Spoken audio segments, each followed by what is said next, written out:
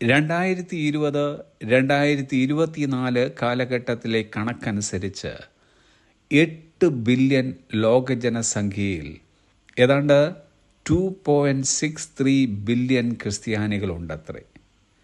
ഇവരിൽ എത്ര പേർ യഥാർത്ഥ ക്രിസ്ത്യാനികളായി ജീവിക്കുന്നു എന്നത് ചോദ്യചിഹ്നമായി ബാക്കി നിൽക്കുന്നു. വിവിധ ക്രിസ്തീയ സഭാവിഭാഗത്തിൽപ്പെട്ട എല്ലാവരും അവകാശപ്പെടുന്നത് അവരാണ് യഥാർത്ഥ ക്രിസ്ത്യാനികൾ എന്നാണ്. തിരുവചനത്തിലെ അടിസ്ഥാന ഉപദേശങ്ങൾ അംഗീകരിക്കുകയും വിശ്വസിക്കുകയും അനുസരിക്കുകയും ക്രിസ്തുവിനെ യഥാർത്ഥമായി അനുഗമിക്കുകയും ചെയ്യുന്നവരാണ് യഥാർത്ഥ ക്രിസ്ത്യാനികളെന്ന് തിരുവചനം വിലയിരുത്തുന്നു. ലളിതമായി ഇതിനെ മനസ്സിലാക്കുവാൻ സെയിൻറ്റ് അഗസ്റ്റിൻ പറഞ്ഞ ഒരു വാചകം ശ്രദ്ധിക്കുക. A Christian is A mind through which Christ things, a heart through which Christ loves, a voice through which Christ speaks, and a hand through which Christ helps. ക്രിസ്തു ചിന്തിക്കുന്ന മനസ്സ്, ക്രിസ്തു സ്നേഹിക്കുന്ന ഹൃദയം, ക്രിസ്തു സംസാരിക്കുന്ന ശബ്ദം, ക്രിസ്തു സഹായിക്കുന്ന കൈ, ഇതുള്ള വ്യക്തിയാണ് ക്രിസ്ത്യാനി. ഇങ്ങനെ ക്രിസ്തു കേന്ദ്രീകൃതമായി ജീവിക്കുന്നവർ എത്ര പേർ ഉണ്ടാകുമെന്ന് നാം തന്നെ വിലയിരുത്തേണ്ടിയിരിക്കുന്നു.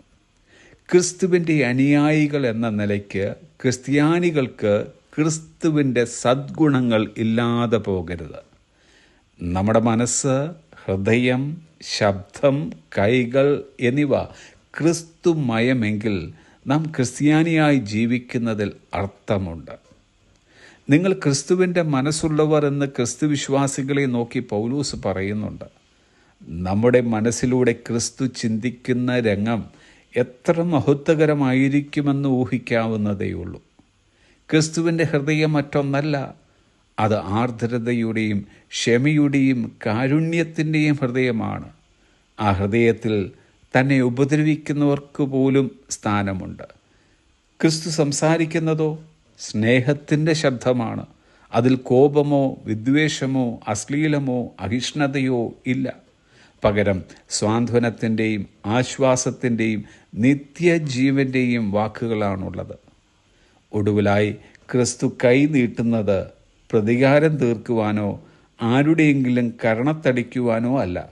പകരം രോഗികൾ സൗഖ്യമാകുവാനും മരിച്ചവർ ഉയർക്കുവാനും അശുദ്ധർ ശുദ്ധരാകുവാനും ക്രൂശിനോട് ചേർത്ത് ആണികൾ അടിക്കുവാനും അത്രേ.